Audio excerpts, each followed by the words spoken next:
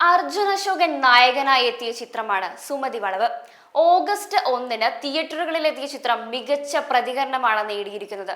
ഇപ്പോഴിതാ 10-ാം ദിനത്തോടടുക്കുമ്പോൾ 20 കോടി ആഗോള കളക്ഷനിലേക്ക് കുതിക്കുന്ന ചിത്രത്തിന്റെ വൻ വിജയത്തിന് പിന്നാലെ സുമതി വളവിന്റെ 2-ാം ഭാഗം പ്രഖ്യാപിച്ചിരിക്കുകയാണ് അണിയറ പ്രവർത്തകർ.